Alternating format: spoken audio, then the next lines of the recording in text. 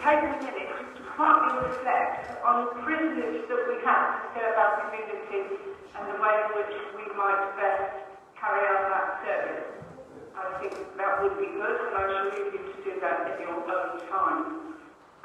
So, moving on, can I have any declarations of interest, please? I deny the unofficial application as a director and shareholder. Thank you.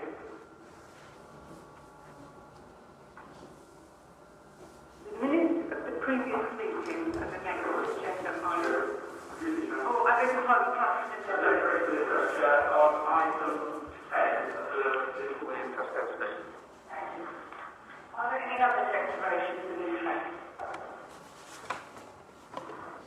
No. Moving on then to the minutes of the previous meeting. We are actually approving the minutes that are currently on the website and on the paper copies that were printed within the last few days, and also an addendum that Andy Thomas has for anyone that would wish it. The first printed copy of the council full minutes included a duplicated paragraph, which Andy has now remedied.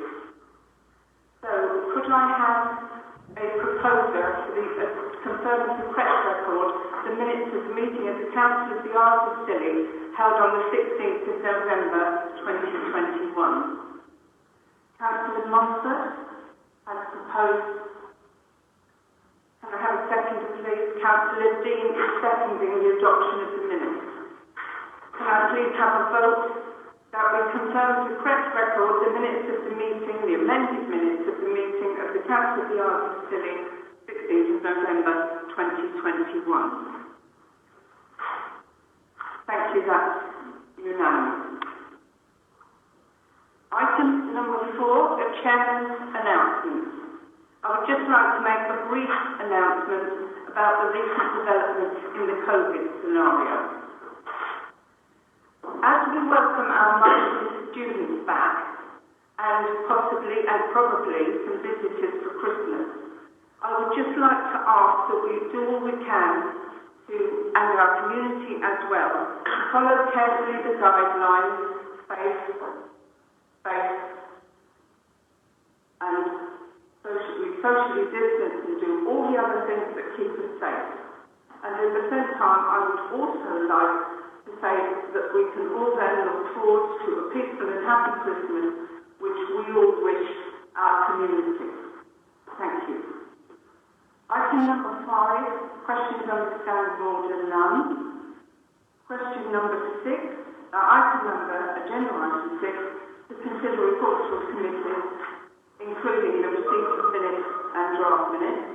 We have minutes from the Local Outbreak Engagement Board of November and the ISCA meeting from November. They are on page 9 of your pack.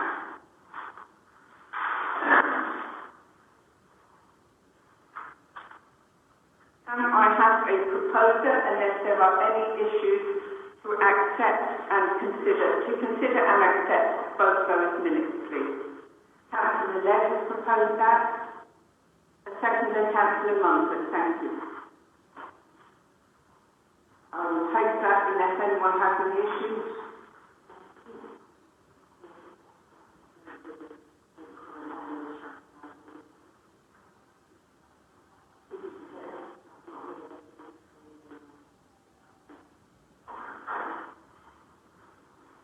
Ashling Carr would like to give us a message. Would you like to give us a message? I just want to let them know that Councillor Munford made a comment that I really want to check that you're happy that the item is proceeding. Sorry, could you repeat that? I just picked up a message on the council chat about no takers. Sorry. Is that no takers as in please takers? Councillor Munford, I'm going to just use this all. There are 2 people that have to take it, and today we're not doing the day mail. I think to the point of the doubt, I think we'll just have a vote to accept the 2 sets of minutes that we have currently in our pack, please. Can I ask for a quick confirmation that everyone is happy, please, by raising your hand? everyone is happy that we consider the reports from committees and accept those committees. Thank you. Point out one or two other minutes of meetings which would normally go in that section, but on this occasion they're on the joint action marking board, so there's the DCT minutes in the drafted form. Did everyone pick up on that?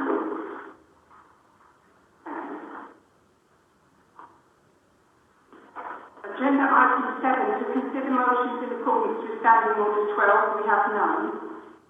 Urgent items, we have none. I'm going to slightly move the agenda around in order to make best use of our FAR officers' time. So with the agreement of the planning officer and hopefully acquiescence from colleagues, we will move to agenda item 12, our facility fire and rescue service assurance and review, pages 73 to 128. Ashley. So this is after a formal approval of the executive assurance for this financial year and integrated risk management plan year 3 for this financial year, and also to update on how we're doing on the action plan. As you know, we've made a huge commitment as a service to make sure that you elected members have really strong oversight and assurance of the fire rescue service, and that governance as strong as it can be. So thank you to all my colleagues in the service and also to all of you who took part in some really detailed scrutiny work. So just to reassure full council that your colleagues in scrutiny have gone through this really fine detail. It's a very good process, this kind of screening through scrutiny, to then be able to tell your colleagues that you're assured that services are on track. There's one thing, I had an email recently from Councillor Bedford, just on a point of clarity around the prevention bit on the action plan. So we've given it red. We're quite clear on ourselves actually on red and green. The reason that's red is because home fire safety visits are happening, and we are asking our colleagues who we commissioned in the airport fire rescue service to carry those out. We've done a lot of work on social media around the risks around business, around samples and business items. We've also done quite a lot of work around control burns. The thing we've given ourselves red is because we'd like to actually knit that all together in a renewed strategy. That's why it's red, not that some of the details aren't happening. The prevention strategy is much bigger than just home fire safety because as you can imagine. I think the early development that I think will reassure a lot of you is that we're working very closely with adult social care for particular referrals where adult social care can pick up any issues around hoarding or kind of fire safety issues, those who live alone and are vulnerable. So there's some really good work going on there, but we'll only give ourselves an amber or green once we've kind of implemented that proportionate strategy for the island, which is reduced to over the next couple of months. So I hope that reassures you, but we are on track with the fire safety visits, as long as they are safe.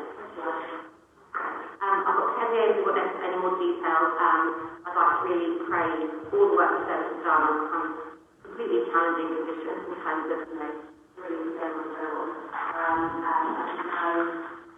All the people that you also have some updates throughout the responsibilities and how many jobs and how colleagues in court said that they should do your case. So that's really good, and I think you should all still be proud of where we've got to. We're due an inspection in March, and we're going to go into that. Salt Hill, we want to do really well. We did really well last time. The inspection's got more rigorous, but I think we're in a good position. The evidence here will really support us that we've got a service that is properly managed. Councillor Munson. Could I ask when the members are going to get their training? So that's a really good point. So I note that then we've kind of attached the member guide to how to assure yourself that your fire rescue service is operating really well. I'll pick it up with our colleague Mark Hewitt about what we can do in terms of an actual kind of face-to-face workshop or online workshop. So you've got more to add? Yeah, so Mark Hewitt did get back to us on that, and that message was passed on to Bob, which was supposed to be circulated to members. So we can pick up on that again if needs be. There is training. It's been delayed due to COVID and all the usual things, but he's certainly moved forward with that. So there is some information for you. Thank you. Also, could I ask, do you go around businesses to help them with their bar regulations? So that comes under protection, which falls to Cornwall Fire Service. They take on that element for us, and so they have been over in the last few months. They've audited approximately 20 businesses across the islands. They've also done some webinars and some face-to-face consultations to give businesses advice on what is required for when they are audited. And they have now got a programme in place to come to the islands twice a year, hopefully to audit that number of businesses. Thank you. Are there any other questions or comments that colleagues would like to make? Councillor Sims. Another thing is, I'm not sure if you live in Sweden, so I'm not happy with these ones. The only thing I would say would be, the other one in red, which is talking quite, making it a board that says required improvement. Would you mind moving your mouth while you're speaking? The one that says required improvement, the affordable one, I think it actually probably provides adequate funding, because we have our fire service, about 6 or 7, I think 8, 10, 9, 10, 30 miles in the country.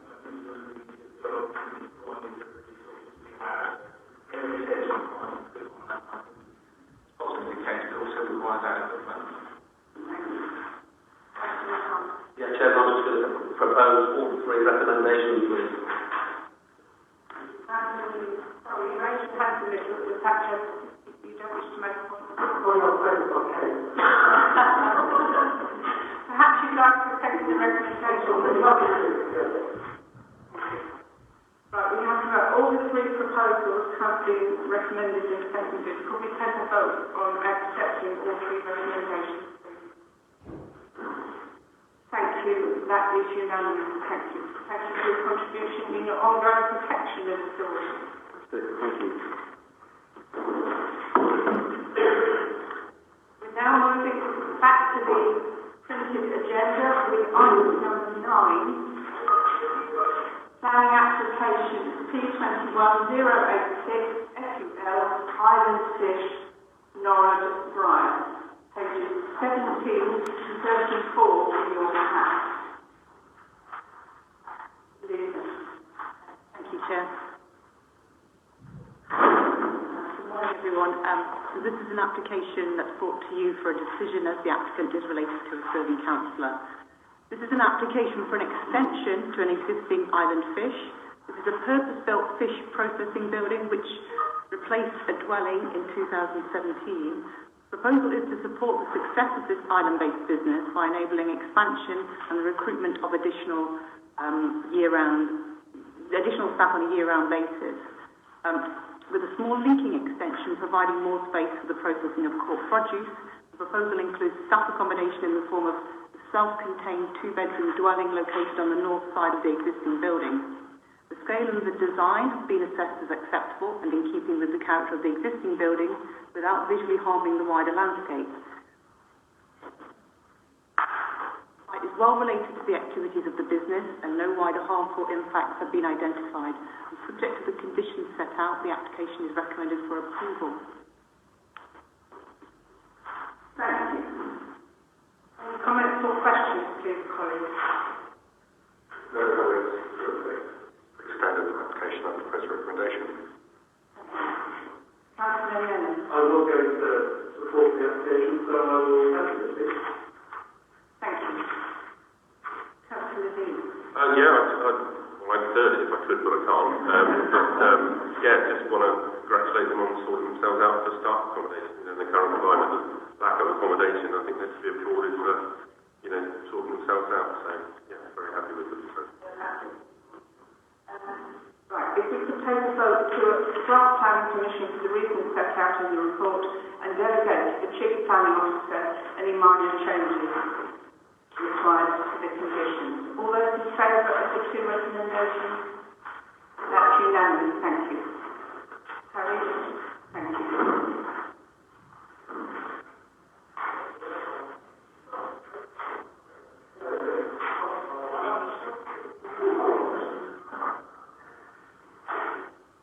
We'll just wait for Councillor Fraser to come back.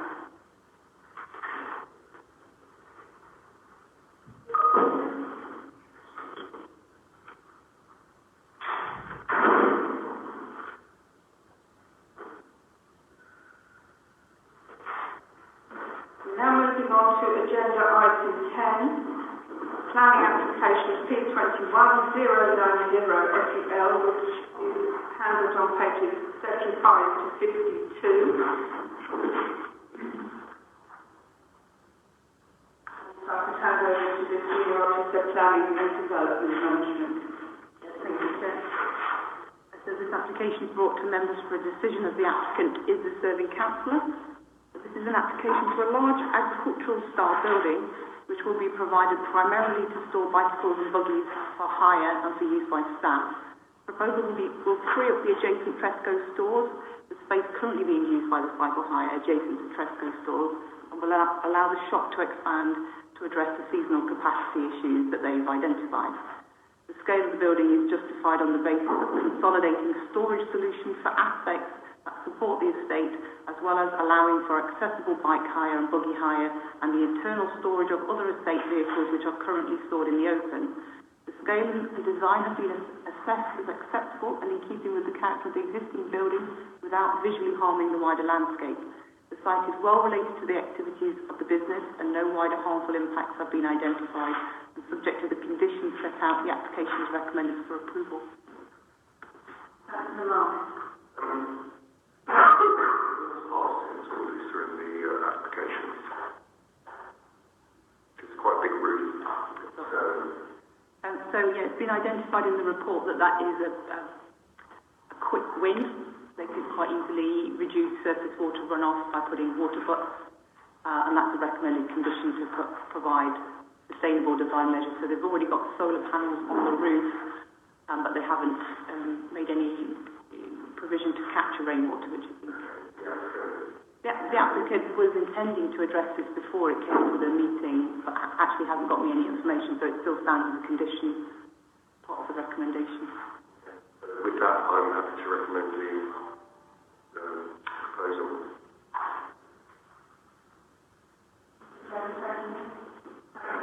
Did you wish to speak or second? To clarify, Councillor Marcus, you don't wish to amend the recommendation, you're comfortable with it as it is? Thank you.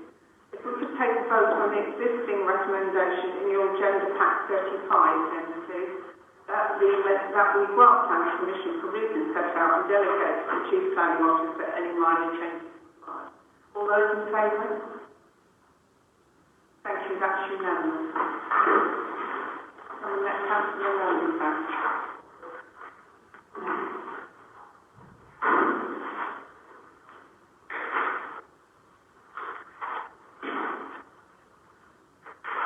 We're now moving to agenda item 11, planning application T21-095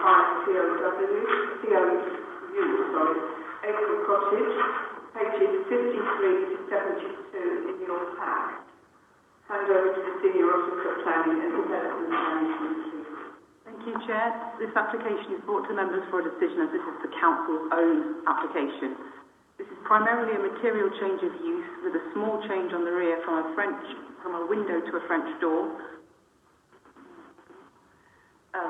The proposal sees the conversion of a single six-bedroom dwelling into 3 self-contained flats that will be let as affordable rented accommodation by the Council. The scale and design has been assessed as acceptable and in keeping with both the space standards of the local plan as well as the character of the existing building without visually harming the wider street scene or neighbouring amenities. It's noted that the 2 representations have been received in connection with parking capacity of Church Road. In response to this, the report notes that whilst the development should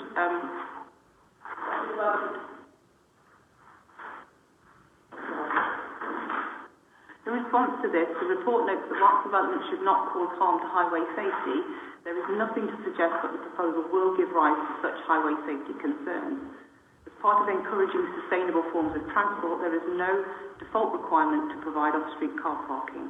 Noted that the proposal is within the sustainable location, where all shops and services are within walking distance. And additionally, the front drive has the capacity for some off-street car parking. Further off-street car parking, which could be achieved by losing the front garden, has not been sought, as the front garden adds to the character of the wider street scene and has important environmental benefits.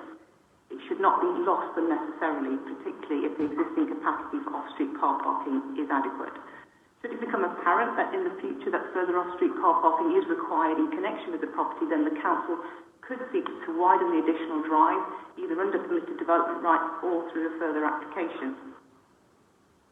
The site is sustainably located and no wider harmful impacts have been identified, and subject to the conditions set out, the application is recommended for approval.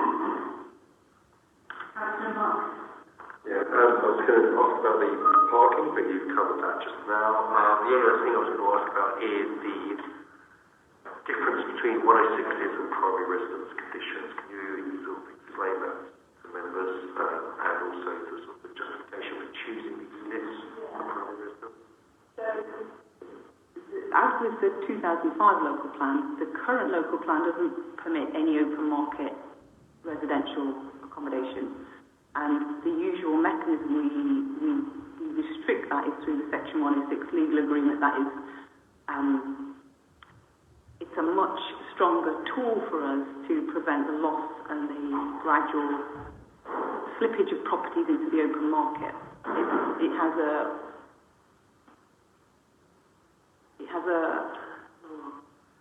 There's a longer statute of limitations in terms of enforceability. It's also harder to be removed. The reason why it's not recommended for this application is the council, as the owner of the property and as the local planning authority, cannot enter into a Section 106 with itself. So the next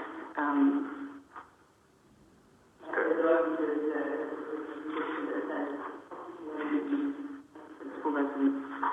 And you would sell those properties on later on. That condition will stand with those properties unless someone put an application in to remove or vary that condition. So that's my point about it's a stronger. You can't just put an application to remove a Section 106. You can apply to have it discharged, but it's a lot stronger tool for us to retain. Great. With that, I'm happy to propose registration. Can I just ask the legal members of housing to speak, who previously advised me that you wish to Councillor Singh, with your access to Councillor Singh? Yeah, thanks. Happy to second the proposal. Fully support this application.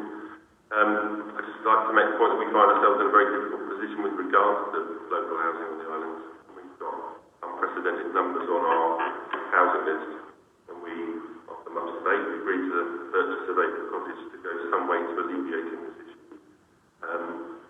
It's an expensive solution, but it will provide much needed accommodation for our residents.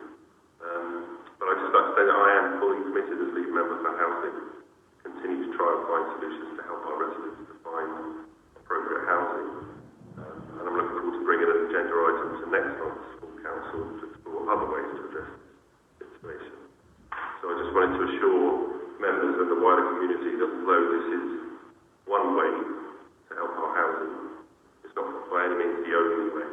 And I will continue to support or to explore all options to help ease the housing situation, including working closely with the Duchy and the wider community. It's just regarding parking. Previously, up to now, that residence housing was 2 families, and I don't think it's going to go to 3 units now, so I don't think the additional burden on parking will be particularly onerous.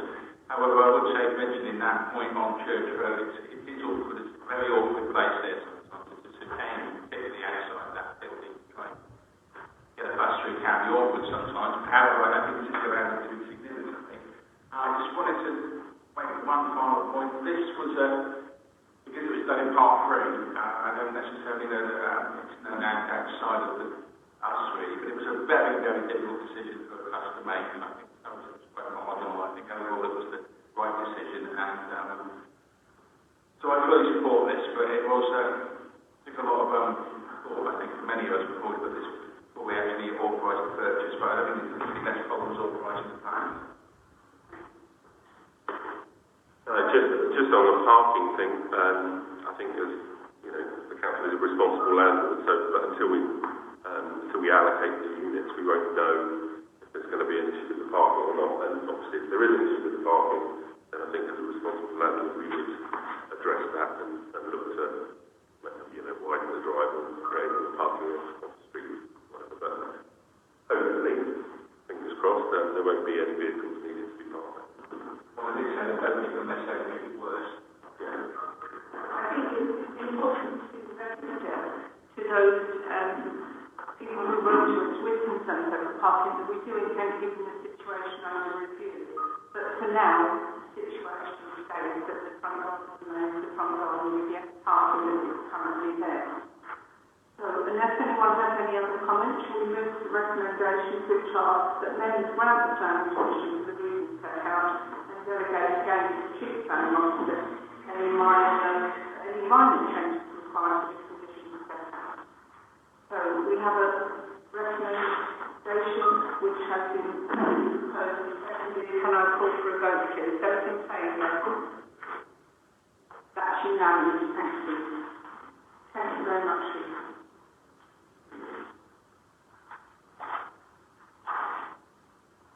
Now moving to agenda item 13, the Environment Act, and the report of the Senior Officer, Head of Environment, pages 129 and 126. Thank you, Chair. Good morning, everyone.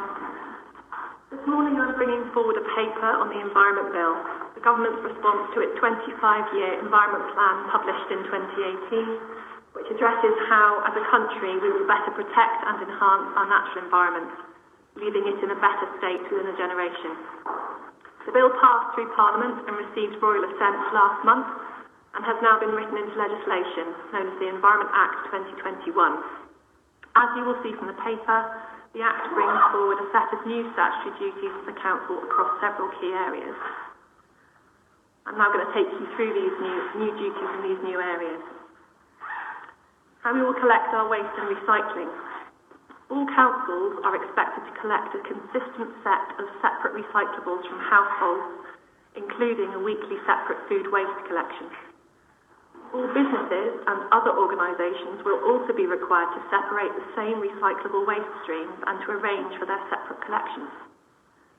The Council is waiting on the publication of the Government's national consultation on the consistency of collections and the statutory guidance which will accompany it.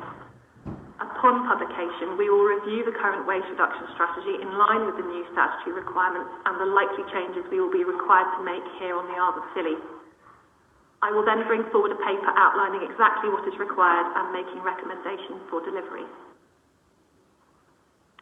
How we will promote nature recovery. The Act requires the Council to produce a local nature recovery strategy which will map the area's most valuable existing habitats for nature, will set out proposals for creating or improving habitat and agree priorities for nature conservation and recovery on the Isles of Scilly. The Council has two options regarding the development of a local nature recovery strategy.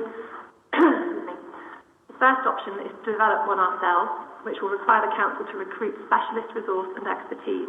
The recruitment of such a specialist role on the island is challenging in itself, given the skill set available here. However, the lack of housing and the lack of capacity within the Environment Service itself to oversee the development of the strategy could also be prohibitive. The second option would be to work with colleagues across the Cornwall and Isles of Scilly Local Nature Partnership and Cornwall Council to develop a joint local nature recovery strategy for Cornwall and the Isles of Scilly. This option would enable the Council to strengthen our relationship with Cornwall Council, which has already developed its own strategy as one of 5 national pilots last year and can support the preparation and delivery of a strategy for Scilly. This paper seeks approval in principle from members to develop a joint Cornwall and Arthur Scilly local nature recovery strategy, with Cornwall acting as the responsible authority. The final decision will be taken by the Secretary of State. However, there is scope to feed into this decision-making process through discussions with Natural England and Cornwall Council over the next few weeks. How we will build nature recovery into planning. The Environment Act places a statutory duty on the Council to make it mandatory for housing and development to achieve at least a 10% net gain in value for biodiversity. The Act also requires the Planning Authority to consider the impacts on air and water quality and also the felling of any trees, alongside requiring planning to continue to work more closely with Natural England and other stakeholders moving forward. Again, the Local Planning Authority is awaiting the publication of statutory guidance. Once this has been reviewed, the Council will be able to determine what resources, support and technical advice will be required. How we manage our public realm.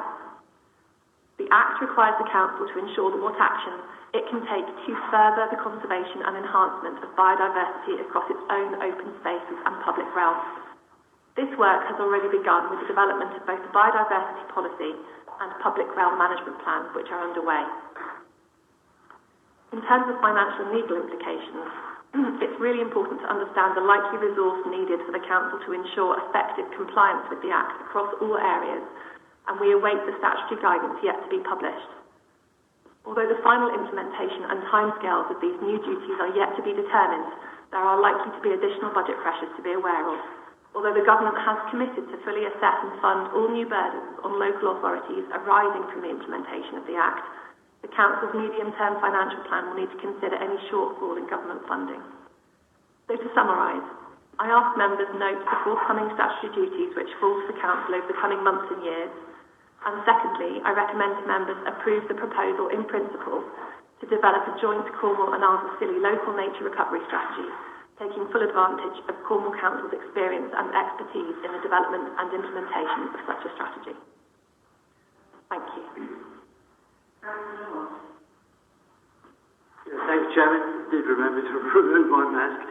I think the principle about collaboration with Cornwall is already established within the local nature partnership, so I don't think that's a big problem. The other issue, I wondered if in paragraph 15 about the option 2, this collaboration, there's a connection with paragraph 5, legally binding targets will be reviewed in a 5-year basis. I wonder if that could be linked together. In other words, the review of this collaboration could also be linked in with the annual review. It seems to make sense. And as for new burdens funding, that is generally accepted to be a statutory agreement with the council, with the government, because quote as an example, when the IFCA was formed in 2011, the government agreed to fund all the IFCAs in the country because of the change in regulations to various degrees. We get, I think, about 120,000 a year from them, and it's continued for the last 10 years. And hopefully it will continue further. In fact, may even increase. So I think that the new burdens funding is quite an important thing to emphasise there. That there is it's guaranteed to get some funding from the government for the changing in responsibilities to local authorities. And the final bit is paragraph 14 about the development of the LNRS. It says it will be led by an appropriate responsible authority in inverted commas. Is that likely to be Natural England? The responsible authority is going to be the lead council. So every local nature recovery strategy should be led by a lead authority. And in our case, potentially we have the opportunity to be that authority ourselves, or work collaboratively with Cornwall. And there will be other examples of this happening around the country, where local authorities are working together to produce a joint strategy, not just one specifically for themselves. Chairman, I was a little confused about that, whether it referred to the background authority or the actual authority. On that, unless any members have any other questions, I would go for both approve of both recommendations.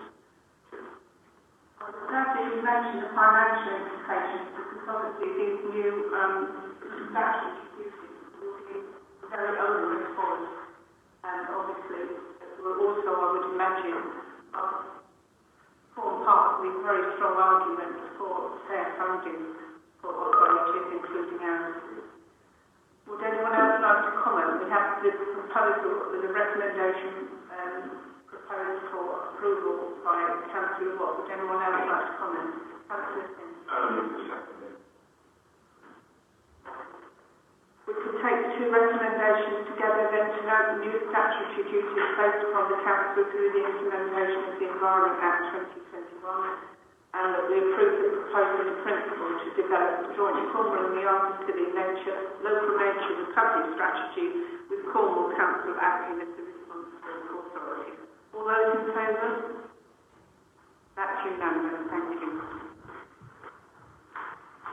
Thank you very much.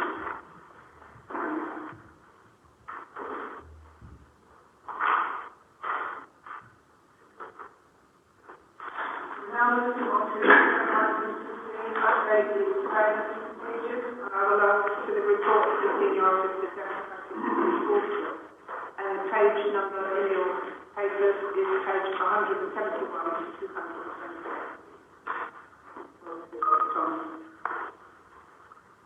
Thank you, Chairman. Under the Regulation of Investigatory Powers Act 2000, or RIPA as it's otherwise known, the Council is able to undertake surveillance operations to assist in the delivery of its functions.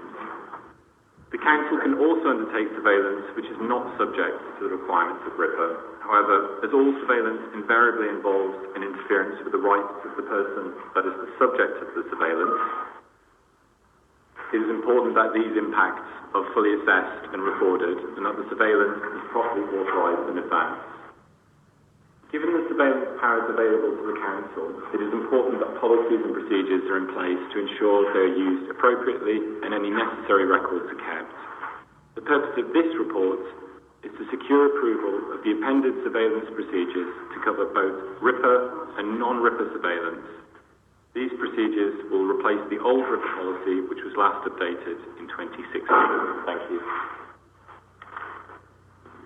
Thank you. I must apologise. I got a bit ahead of myself, and I'm afraid we've switched the agenda. We've got our agenda item 15, where we should have obviously gone to 14. But as we've started, obviously, we will. So apologies. Thank you very much. Are there any comments? Councillor Sims. Yes,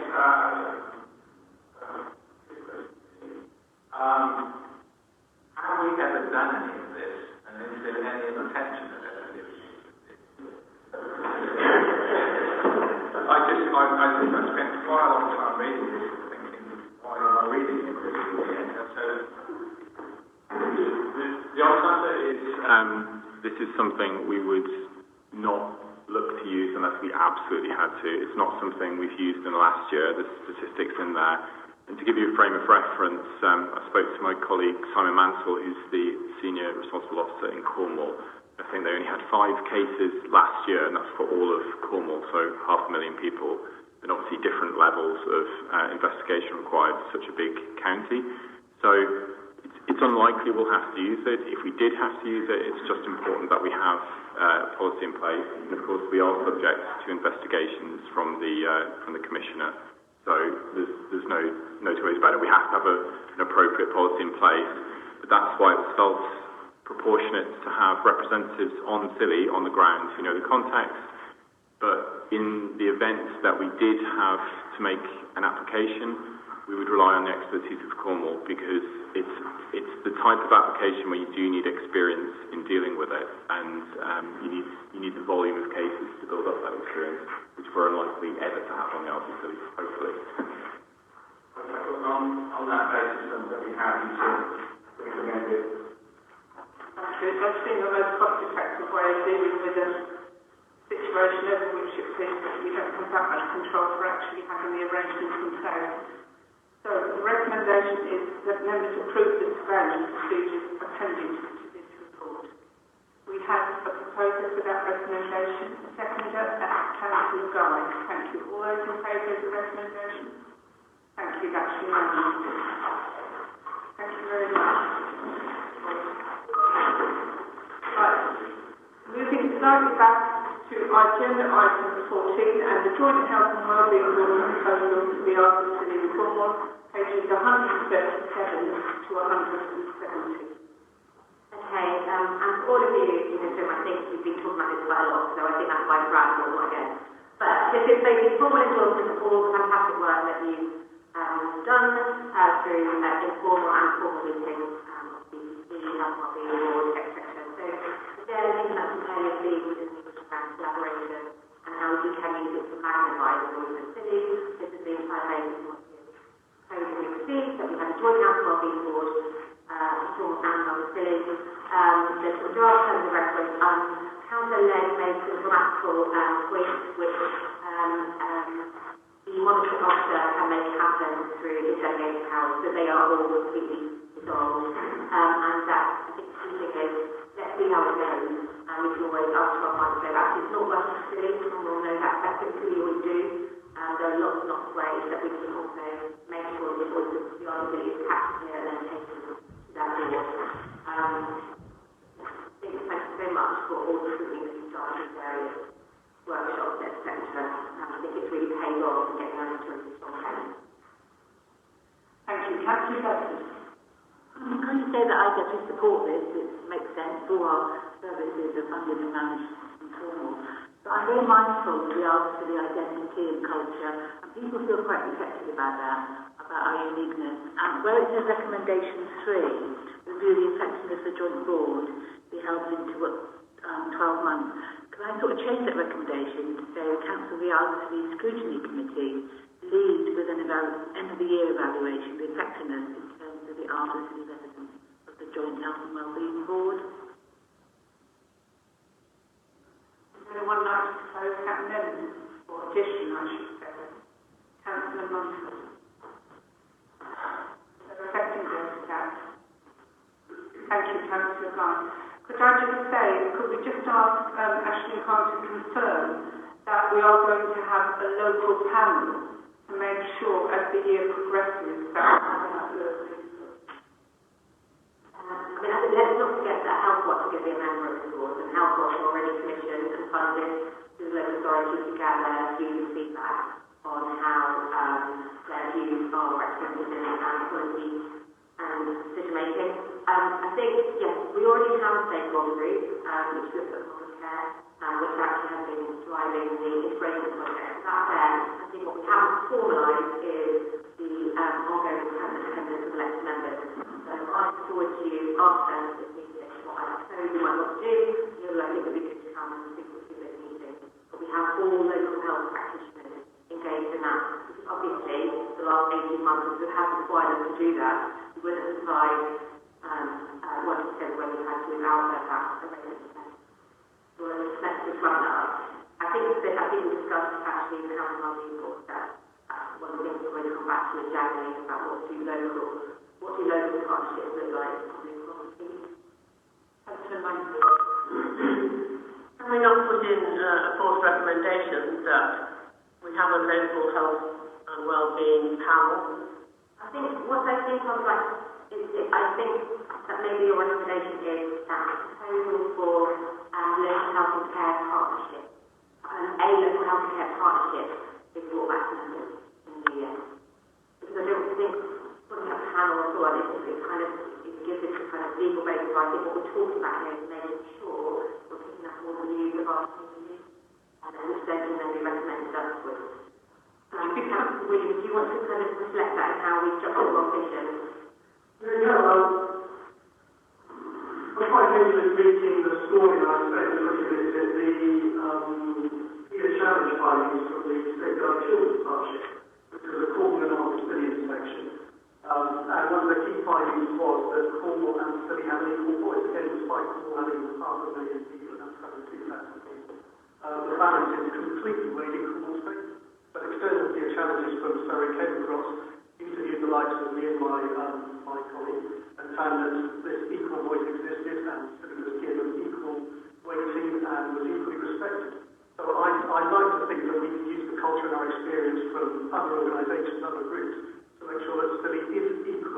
a partner in this. And I guess I totally agree. I think we do need some sort of local forum, some sort of local partnership. I don't think there's ever been any consideration we don't. But again, there are existing models that take place. But I think what we need to make sure is that when we've got health and wellbeing board, we're having a strategic conversation. And when we've got local partnership, we're talking about operational. I think that's one of those big things about blurring those boundaries. That's not to say those operational issues are not related to strategy. But again, we just need to make sure there's actually a line of sight between the two boards. But I think the risk to us of not doing anything is far greater than the risk of us doing anything. I think the ICS is sort of bouncing over the horizon in quite a rate of knots. And if we carry on the status quo, we do risk being left behind. So I think that review process also allows us to monitor what's working on and as well as what's not. Yeah, I think it's been a very thoroughly discussed proposition. It's been to an LGA organised group, it's been to CDP, we have the Health and Wellbeing Board, although because it wasn't formal board. And again, I think that's just something we need to bear in mind. In the virtual world where partners are used to joining remotely, they're not necessarily attending meetings, which makes our decision-making powers weaker on facilities. So in simple terms, it seems to me that this is a work in progress and that it is recognised that the local voices are absolutely pivotal and important.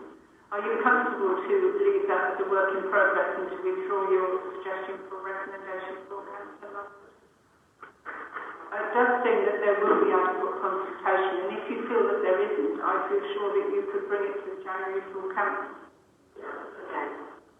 Is that not so, National? Absolutely, and I just reassure you, there's 4 of us on the Arcilly Joe meeting. We're not representing the voice of Silly,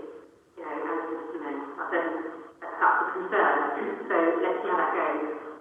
We are also members already of the integrated care area, which is in West Cornwall, and again, which is representing that. I just don't want to have to keep creating new structures.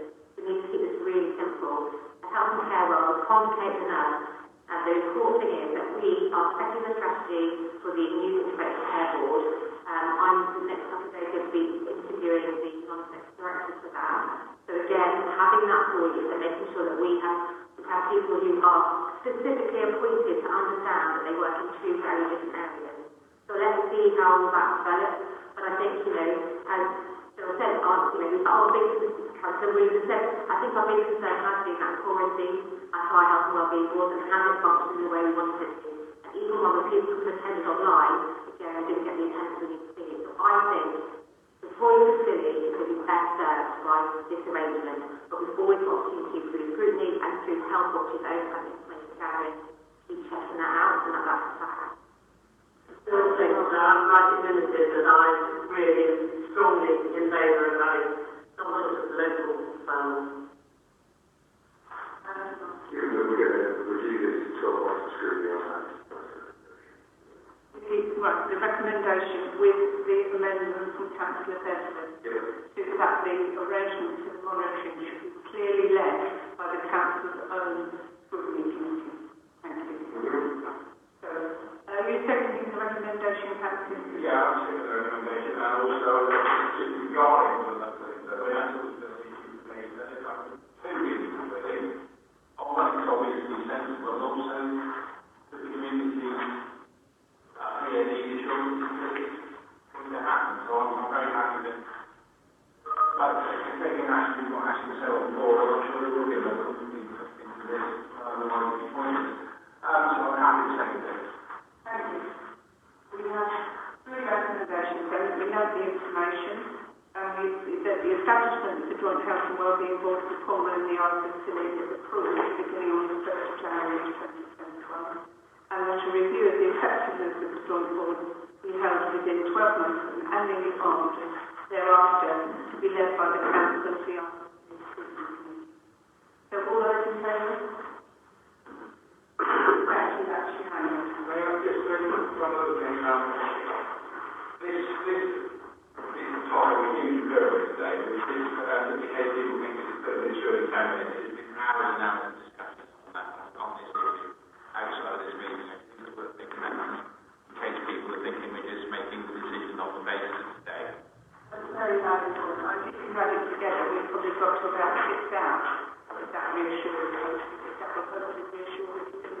However, I think also will be the fact that our own scrutiny is now in the role of monitoring the arrangements at the end or up to and at the end of the year.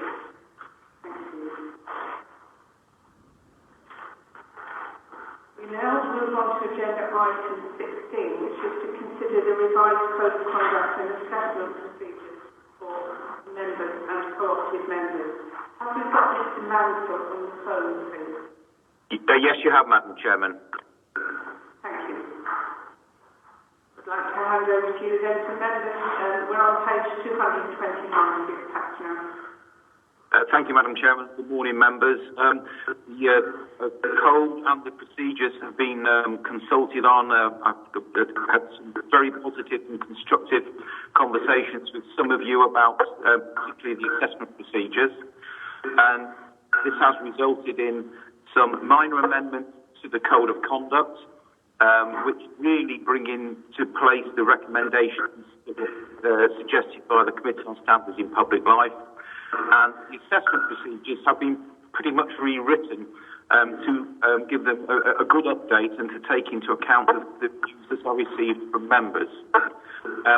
I'll take the papers as read. The one thing I will say to members is that the central government is still planning to consult on further changes to the code, and therefore it may be necessary to bring this back to members once that consultation has taken place. But obviously, we'll keep you informed as that progresses. I'm happy to take any questions. Thank you very much, Mr. Mansell. Councillor Martin. Yeah, well, it's been a discussion about this in which the members raised questions. I'm happy with the report and I'll make the recommendation.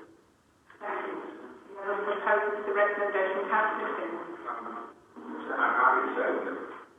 I would just say from the Chair that I was very pleased to have input into this review, which I think has been very useful.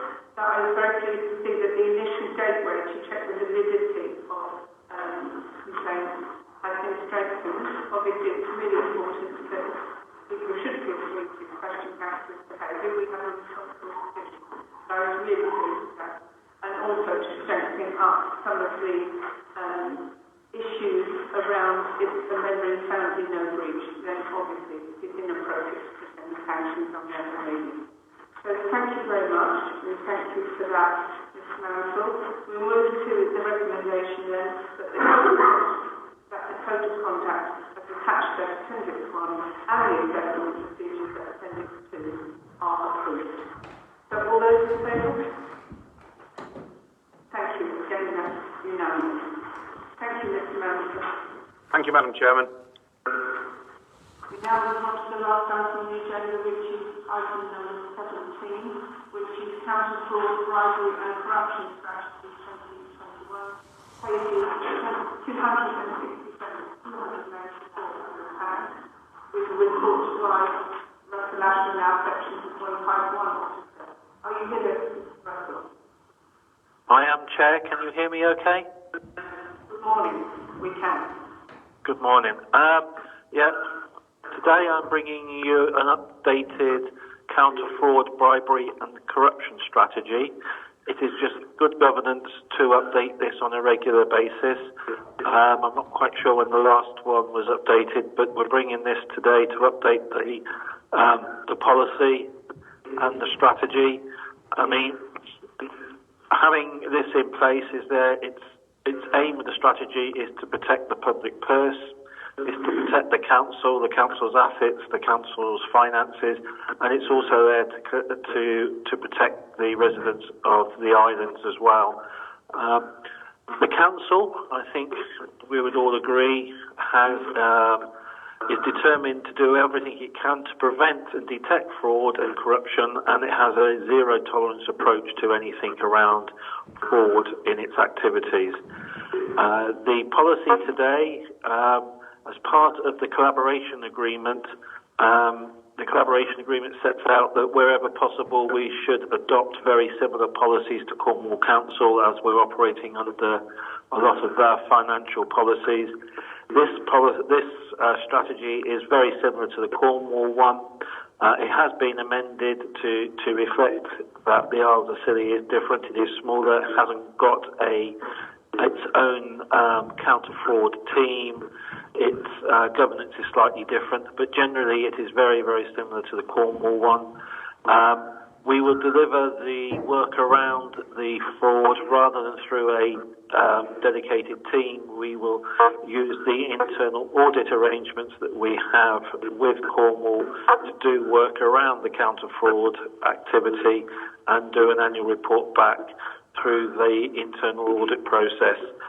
I'm going to take the actual strategy as read and we'll take any questions. Thank you, Chair. Thank you, Mr. Ashton. Has anyone any comment or questions? Again, I hope that this is another policy that we need to have, a robust policy, but we hope that we want to be having. No comments? No questions? Thank you then. Can I have a proposal to the recommendation that the 2021 Counter-Fraud, Bribery and Corruption Strategy as set out as Appendix A Councillor Monson. And Councillor Sim secondly. All those in favour? Thank you, that's unanimous. Thank you very much, Mr. Ashton. Thank you, Russell. Thank you.